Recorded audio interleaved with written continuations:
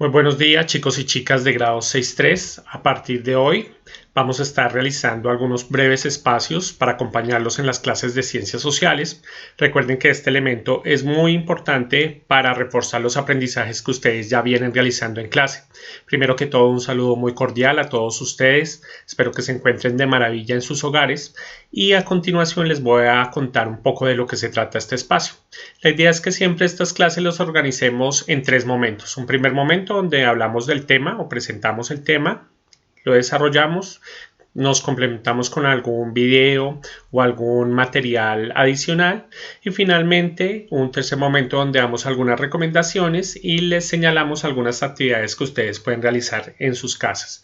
Bueno, les agradecemos a todos que se hayan conectado y que estén muy pendientes de este espacio.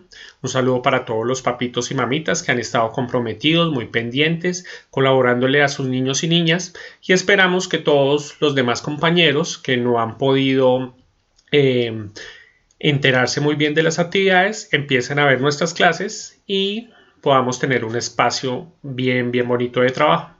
Un abrazo para todos. En esta clase número 1 de Ciencias Sociales vamos a abordar un poco el tema que estábamos desarrollando en el primer periodo junto con otros, que es el tema de los mapas, ¿cierto? Entonces, un recorderis rápido. Vamos a realizar un recorderis a través de la siguiente presentación. Entonces, mucha atención. Voy a cambiar de pantalla. Esta presentación se llama Los elementos del mapa. Entonces, recordemos que todos los mapas tienen unos componentes, unas características y unos elementos que los identifican precisamente como mapas. El primer elemento y el más clave para mí es saber de qué tipo de mapa estamos hablando. Entonces, el primer elemento es el título, ¿cierto? Todo mapa tiene un título. Hay mapas históricos, mapas políticos, mapas físicos, mapas edafológicos, que son los mapas del suelo. Hay mapas de todos los tipos. Entonces, primer elemento, el título. Segundo elemento muy importante, las convenciones, ¿cierto? Entonces, ¿qué son las convenciones? Son distintos elementos, colores, símbolos, figuras que representan una información o un atributo en el mapa, ¿cierto? Aquí en este listado, por ejemplo, nos están hablando de los colores. Entonces, cada color significa una cosa determinada y generalmente van del más oscuro hacia el más claro, ¿cierto? O del más cálido hacia el más frío o pálido. Entonces, en esta escala de colores nosotros podemos encontrar muchísimos colores que representan un atributo, algo particular en el espacio geográfico o en un mapa. Pero recordemos que un mapa, ¿cierto? Cualquiera que ustedes tengan en sus manos, en un libro, que vean por televisión, es una representación de la realidad, es una representación de todo lo que existe o de una porción de lo que existe, ¿cierto? Entonces, en esas representaciones nosotros encontramos las convenciones. Por ejemplo, es muy común ver que el color negro representa ciertos detalles en los planos o en los mapas urbanos. El color azul representa, por ejemplo, las zonas de agua, lagos, ríos, pantanos, fuentes. El color verde generalmente representa zonas de vegetación poblada. El color rojo, zonas de pronto peligrosas o zonas de pronto con una temperatura alta, etc. Voy a salirme un momentico de la presentación para que veamos algunos ejemplos de convenciones, ¿cierto? Entonces, aquí ustedes en esta pantalla están observando distintos ejemplos de símbolos que utilizamos para las convenciones.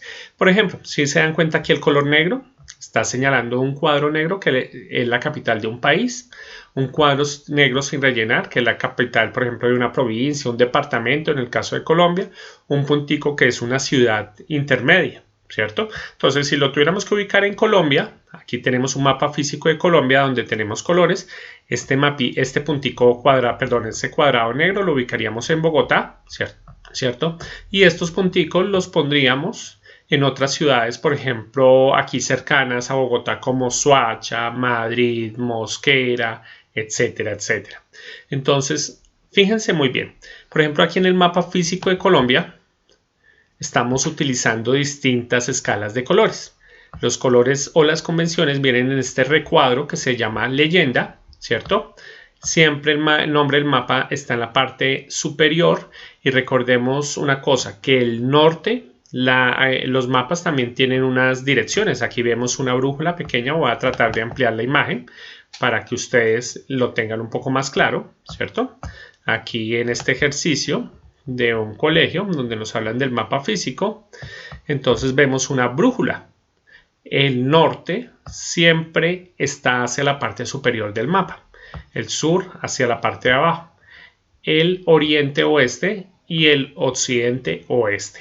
Los puntos cardinales son muy importantes para la ubicación en el mapa, ¿cierto? Porque si un mapa representa un espacio, ¿cierto? En el papel, un espacio real en el papel, ¿para qué nos sirven los mapas? Nos sirven para ubicar algo, para localizar, para trazar distancias, para ir de un punto a otro, para no perdernos, para saber cómo podemos llegar más rápido y qué ruta podemos tomar, para saber qué otras cosas importantes podemos encontrar en un lugar determinado, por ejemplo, hospitales, por ejemplo, carreteras, por ejemplo, estaciones de policía, por ejemplo, N cantidad de cosas, ¿cierto? Entonces, el mapa, no lo olviden, es una representación de la realidad que pasa de las 3 dimensiones que tiene la realidad a 2 dimensiones, que son las del papel. Todo mapa también tiene otros elementos. Volvemos a la presentación. Todo mapa tiene una escala, ¿cierto? Entonces, todos los mapas llevan una escala que refleja la relación entre el tamaño del terreno y el tamaño que hay en el mapa. Por ejemplo, fíjense que ustedes tratarán de medir su habitación y su habitación tuviera 3 metros por 5 metros, ¿cierto? Si yo les digo dibujen su habitación en un papel, ustedes dicen, profe, pero no hay un papel tan grande. Entonces recurrimos a la escala, ¿cierto? Para reflejar o sintetizar ese tamaño del terreno de su cuarto en un mapa. Por ejemplo, si les dijera cada metro de su cuarto de 3 por 5 equivale a 1 centímetro cada metro.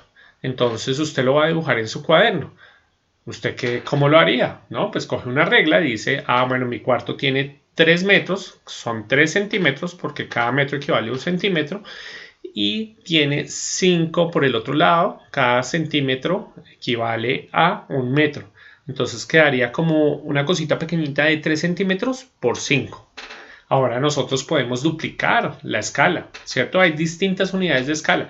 Para que su cuarto no nos quede tan pequeño, nosotros podríamos señalar que 1 metro en la realidad es igual a 5 centímetros en su cuaderno. Entonces, con esa conversión, ustedes dirán, uy, pero entonces ya 3 metros son 15 centímetros, ¿cierto? Y 5 por 5, 25. Entonces, tendrían que hacer un plano de su cuarto de 15 centímetros por 20. Pero la escala va a ser el tema de nuestro segundo video y vamos a seguir ampliándola para que ustedes hagan algunas actividades. Otro elemento muy importante son las curvas de nivel, ¿sí? Las curvas de nivel son un sistema que se adoptó para representar cartográficamente las alturas sobre el nivel del mar, ¿cierto? Y también se representan otros elementos con curvas de nivel. Pero vamos a ver unos ejemplos de curvas para que ustedes lo entiendan. ¿Listo? No olvidemos aquí los distintos tipos de mapa. Aquí quiero mostrarles unos ejemplos que están un poquito como raros, borrosos, pero es para que entiendan, ya les pongo unos más claros, de lo que son las curvas de nivel. Imaginémonos que estas son 2 montañas, ¿cierto? Estas 2 montañas, a medida que vamos subiendo la montaña, son más altas, ¿cierto? Están a mayor altura sobre el nivel del mar. Acuérdense que cuando estamos a nivel del mar, estamos a los 0 metros sobre el nivel del mar. Y a medida que vamos subiendo y llegamos, por ejemplo, a una región montañosa como Bogotá, estamos a 2.600 metros sobre el nivel del mar. Entonces, estas curvas de nivel miden la altura que vamos ganando sobre el terreno. Pero si estamos en una hoja de papel, nosotros tenemos solo 2 dimensiones, ¿cierto? Alto y ancho. Pero no podemos ver, no podemos ver la altura de una montaña. Para ver la altura de una montaña, entonces utilizamos las curvas de nivel.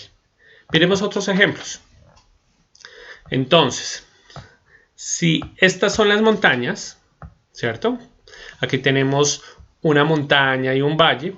Nos damos cuenta que a medida que vamos ascendiendo, las curvas de nivel son más cerradas, son más pequeñas y representan una altura mayor, ¿cierto? Cuando nosotros vamos al papel, nosotros no lo vemos de esta manera, sino que lo estamos viendo como se ve aquí en la superficie, de arriba hacia abajo. Y con un poco de imaginación podemos lograr ver cuáles son las alturas.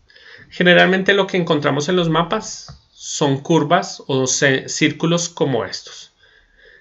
Entre más pequeño sea el círculo, mayor altura estamos y hemos llegado casi que a la cima de la montaña. Entre más grande y abierto sea el círculo, representa que hemos bajado y estamos más cerca al nivel del mar y estamos casi que en la falda de la montaña. Estamos en la parte de abajo, no en la parte de arriba.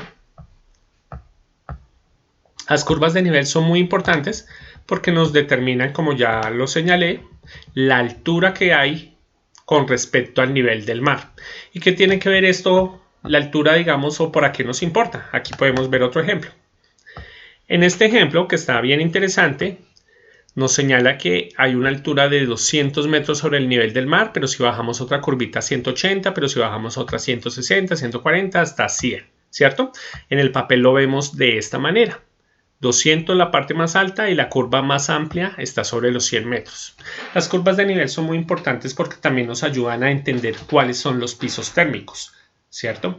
Recuerden que a mayor altura la temperatura disminuye, por lo tanto las especies vegetales, los cultivos que podemos desarrollar tienden a cambiar porque no todos los cultivos o especies vegetales se adaptan a una altura determinada, se adaptan a todas las alturas, ¿cierto? Siempre se adaptan a unas alturas determinadas, no a todas. Entonces tenemos algunos alimentos que se dan a nivel del mar que no se pueden dar a 2.600 metros o no se pueden dar por encima de los 3.000 y tenemos alimentos que se pueden dar entre los 1.500, 1.800 metros, 2.200 que no se van a dar a la altura del mar. Entonces, ese es un elemento muy importante porque describe el terreno real, ¿cierto? Entonces, este podría ser otro elemento. Volviendo a nuestra presentación, tenemos las coordenadas geográficas. Las coordenadas geográficas también son muy importantes. Yo sé que ustedes en primaria recordarán este tema de los paralelos y los meridianos, ¿cierto? Recordemos entonces los meridianos, ¿qué son? Y los paralelos, ¿qué son? Son líneas imaginarias, como ustedes observan, ¿cierto? Que atraviesan todo el globo terráqueo. Lo atraviesan todo. Y en ese sentido, tanto paralelos como meridianos son elementos que nos ayudan a, de alguna manera, a dividir el mundo, a dividirlo en zonas, ¿cierto? Y de otra manera nos ayudan a entender cómo está conformado algunos sectores, por ejemplo, del clima, y veámoslo aquí en el ejemplo. Entonces, la primera línea que tenemos es el meridiano de Greenwich. Se llama Greenwich porque pasa por una ciudad inglesa, el puerto de Greenwich. Allí se bautizó y se puso este meridiano como el punto cero. A partir de este meridiano, el mundo está dividido en dos. Al oriente del meridiano, ¿cierto? Y al occidente de este mismo meridiano. Entonces, a los meridianos se les denomina longitudes. Aquí vemos la longitud, ¿cierto? Y tenemos a este lado la longitud este y a este la longitud oeste. Ahora, ¿para qué nos sirven esos meridianos? Esos meridianos están separados más o menos uno del otro en 30 grados. Esos meridianos, chicos y chicas, nos sirven para ver los cambios en los usos horarios, o sea, cómo a medida que la Tierra va rotando, nosotros vemos que los usos horarios también se van transformando, pero ese es tema de otra clase. Y también tenemos los paralelos. A los paralelos se les denomina latitud. El paralelo más importante es el del Ecuador, ¿cierto? Pero hay otros paralelos importantes. También están los trópicos, el trópico de Cáncer y el trópico de Capricornio. Entre la zona de los trópicos, nosotros vamos a encontrar que el clima, ¿cierto? Es intertropical, o sea que no tiene estaciones. Tiene temporadas de lluvia y tiene temporadas secas de verano. Pero arriba de los trópicos nosotros vamos a encontrar las latitudes medias. Y en las latitudes medias sí hay estaciones, ¿sí? ¿Cuáles son las 4 estaciones? Invierno, verano, otoño y sí, primavera. Ahora, por encima de los trópicos, en los círculos polares, Ártico y Antártico, nosotros vamos a encontrar 2 grandes periodos durante el año. Casi que 6 meses de oscuridad e intenso frío, un invierno prolongado de 6 meses, y 6 meses donde hay un cierto verano, suben un poco las temperaturas, no suben tanto tampoco, y tenemos bastante luz solar. Ahora, recordemos una cosa interesante. En la latitud sur, ¿cierto? Y en la latitud norte, el clima del año en las zonas estacionales transcurre al revés. ¿Qué quiero decir? Que por ejemplo ahorita vamos a entrar en Estados Unidos, Canadá y en Europa en verano, ¿cierto? Pero en Argentina y la Patagonia, en Chile y en otros lugares, vamos a entrar en invierno. En diciembre, que ustedes han visto las películas de Navidad, en Estados Unidos estamos en invierno. Pero al contrario, en Argentina y en Chile, en la Patagonia, vamos a estar en verano. Son datos muy interesantes que nos ayudan a entender qué son los mapas. Una última cosa. Estas líneas imaginarias son muy importantes, tanto paralelos como meridianos, porque son un referente geográfico para encontrar puntos exactos. ¿Puntos exactos de qué? De navegación. ¿Eso qué quiere decir? Que gracias a paralelos y meridianos podemos medir la distancia que hay, por ejemplo, entre Bogotá y Tokio, ¿cierto? Podemos medir las rutas comerciales más rápidas y veloces para el transporte aéreo, para el transporte marítimo, ¿cierto? Y también podemos ubicar un punto determinado en nuestro globo terráqueo, en nuestro gran mundo. Paralelos y meridianos nos sirven entonces para ubicarnos y para localizar también puntos. Bueno, ahora quisiera compartir con ustedes un video muy interesante de un canal que me gusta mucho, que se llama Un Mundo Inmenso.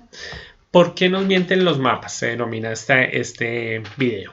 ¿Ustedes creen, chicos y chicas, que los mapas nos dicen mentiras?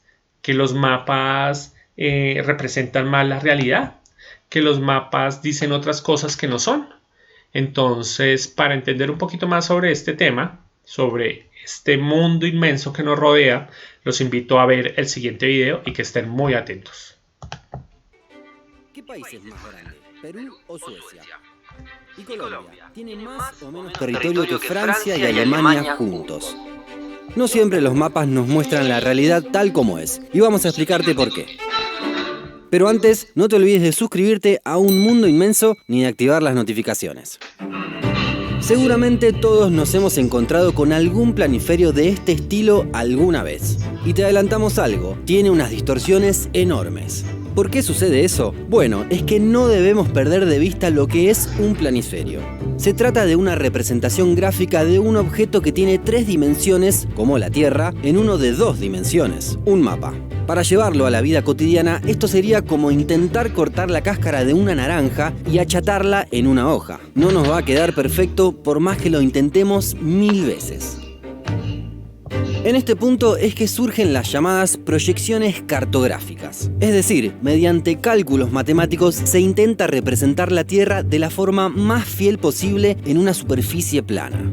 Las proyecciones cartográficas pueden tener 3 características principales. Algunas se preocupan de mantener las distancias relativas, otras las áreas y otras los ángulos, es decir, las formas. El tema es que no es posible que una proyección pueda cumplir con las 3 propiedades al mismo tiempo, por lo que planteamos antes, el problema de la cáscara de naranja. Por eso es que podemos llegar a una conclusión inicial. No existe un mapa perfecto, todos tienen alguna complicación. Veamos a continuación qué clases de proyecciones se han creado. Las clasificamos en 3 grandes grupos según el tipo de superficie en que se proyecte la Tierra. El primer grupo son las cilíndricas, es decir, se proyecta la Tierra sobre un cilindro, que luego se puede expandir en 2 dimensiones. Aquí nos encontramos con la proyección más conocida por todos, llamada Mercator. Ya profundizaremos más adelante sobre ella, porque tiene grandes implicancias, pero va un adelanto. Se trata de una proyección que mantiene los ángulos, pero que distorsiona las distancias y las superficies. El segundo grupo son las cónicas. Aquí se utiliza un cono para realizar la proyección, lo que puede dar como resultado algo así, que es llamada proyección cónica de Lambert. Sin embargo, suele ser más utilizada para regiones o continentes que para un planisferio entero. En tercer lugar llega la proyección azimutal. En este caso se realiza mediante una proyección de la Tierra sobre un plano tangente en un punto seleccionado. Lo ejemplificamos de forma simplificada. Se simula un foco de luz, ya sea dentro o fuera de la Tierra, y eso se proyecta en un plano.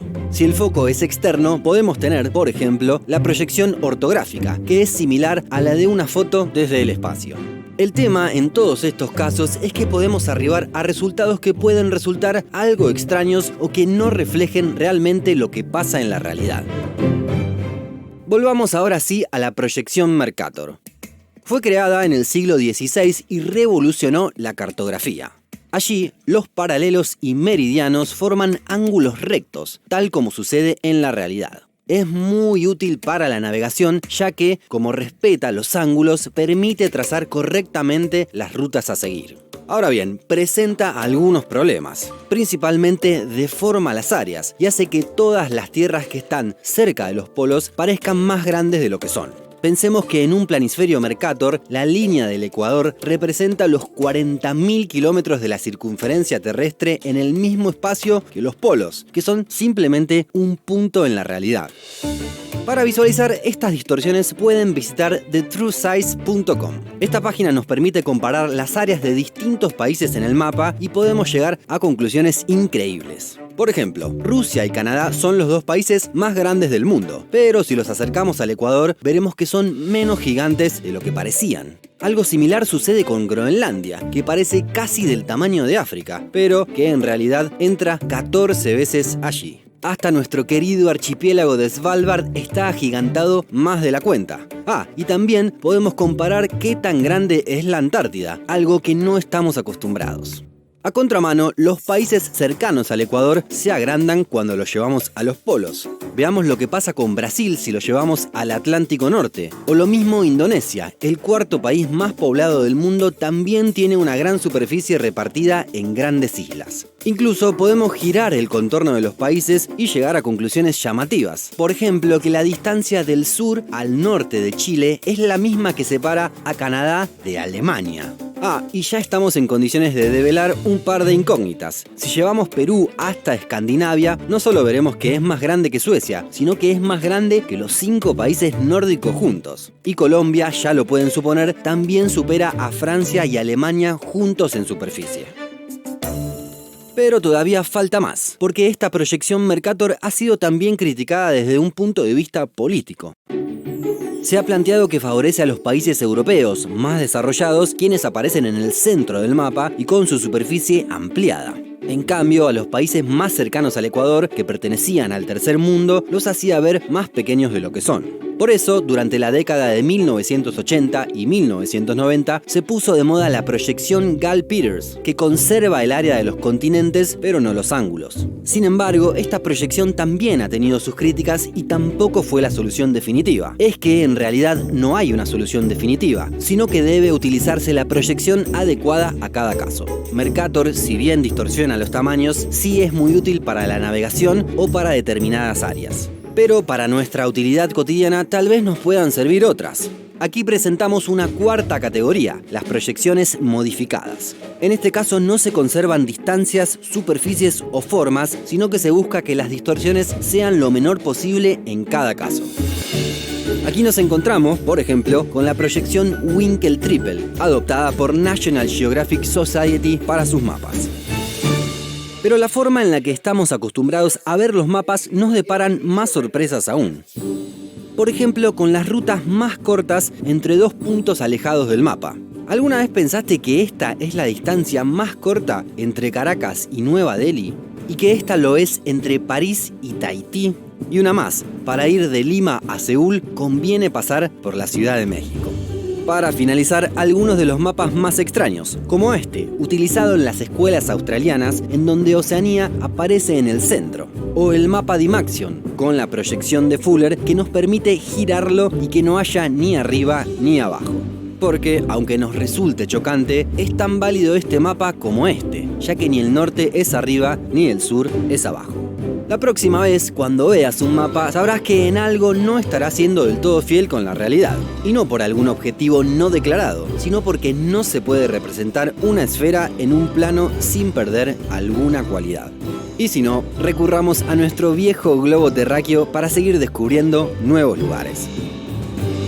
Acordate que podés ver nuestra lista de reproducción con videos sobre preguntas frecuentes de geografía. Bueno, les recomiendo mucho este canal a todos ustedes. Es un canal muy interesante, un mundo inmenso. De pronto más adelante vamos a compartir otros escenarios, otros videos. Recordemos un poco lo que nos dice el video, ¿no? Tenemos distintos tipos de proyecciones y a continuación ustedes verán algunos ejemplos que estamos proyectando aquí. Hay distintos tipos de proyecciones de nuestra Tierra. Estamos en la página de Jason Davis.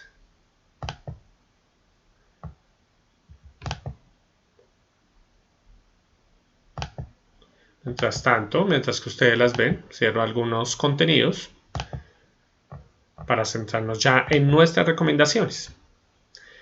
Entonces, nos vamos a centrar en nuestras recomendaciones. Nuestra primera recomendación es esta página de Jason Davis para que ustedes la exploren. Aquí recuerden está la dirección jasondavis.com, y nuestra segunda recomendación es precisamente esta paginita de la verdad de los países, ¿cierto? En esta verdad de los países ustedes pueden, le voy a quitar aquí esta publicidad, pueden observar el video explicativo. Este video explicativo nos indica cómo se mueven los países y cómo se rotan, pero yo lo voy a explicar acá. Escribimos, por ejemplo, el nombre de cualquier país, como Colombia. Aquí nos va a salir resaltada. Nos sale de azul, podemos hacer clic sobre el mismo para trasladarlo de un lugar a otro. También le podemos cambiar el color. Si hacemos doble clic, lo vamos a dejar de un color, este azulito está bien, cambiamosle a este morado. Y con la brújula que aparece aquí en la parte de abajo, nosotros podemos rotar el mapa, ¿cierto? Ahora vamos a ver cuántas Colombias hay, más o menos, hasta España. Aquí observamos una.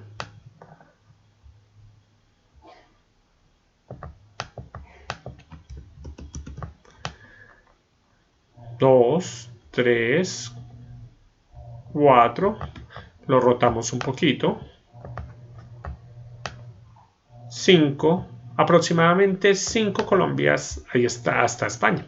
Ahora vamos a ver cómo Colombia, nuestro territorio, se deforma si lo acercamos al norte. ¿Al norte de qué? Del mundo. Miren, si lo acercamos aquí a la península de Noruega, a la de Escandinavia, cómo se ve nuestro país. Si lo acercamos a Groenlandia, cómo se observa. Si lo subimos un poquito más al norte, pueden darse cuenta cómo se desfigura nuestro mapa. Ustedes pueden escribir aquí cualquier país. Por ejemplo, pueden escribir Rusia o Estados Unidos. Nos acercamos a Rusia. A ver, ¿qué pasó? Que no lo tomó. Rusia. ¿Se dan cuenta? Aquí lo podemos llevar a cualquier lado. También lo podemos rotar. Excelente página, se la recomiendo muchísimo, muchísimo. Mi última recomendación, chicos y chicas, mi última recomendación es que compartan ustedes, compartan a través de esta página que se llama juegos-geográficos.com, ¿cierto? Y si tienen la posibilidad, yo sé que sí, muchos de ustedes lo quieren hacer porque en clase les gusta, juguemos un poquito. Por ejemplo, aquí hay distintos juegos, hay sobre las banderas del mundo, las capitales del mundo. Vamos a trabajar un poquito de las ciudades del mundo.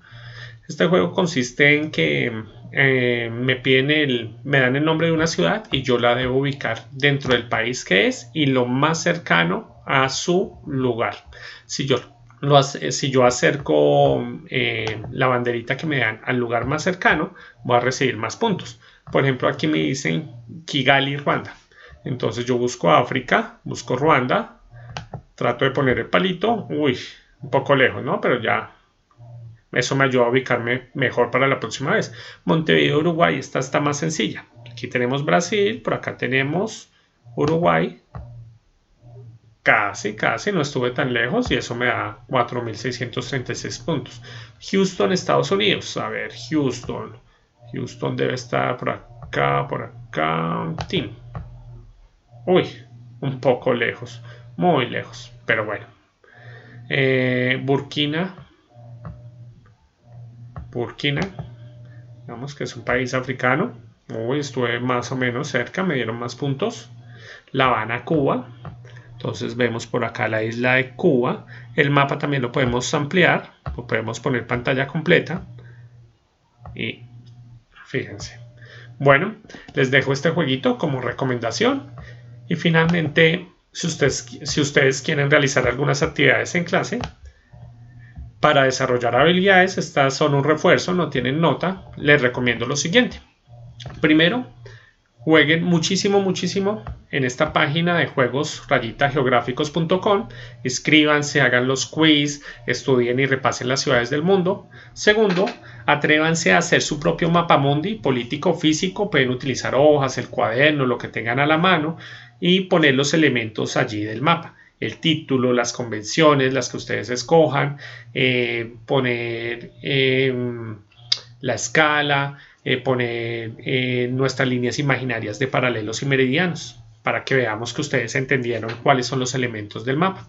Y finalmente, ustedes en ese mismo mapa mundi, los invito a que inventen una serie de convenciones nuevas a partir de los emojis, de las caritas, que expresen, estas caritas ustedes saben que expresan sentimientos, para señalar los países del mundo donde hay mayor crisis por esta pandemia del COVID-19 y los países donde se ha superado esta pandemia. Esto sería todo. Les agradezco mucho el haber compartido conmigo este espacio y el estar tan pendientes de esta su clase. Ya nos veremos en una segunda clase. Un abrazo, mucha salud para todas sus familias. Hasta luego.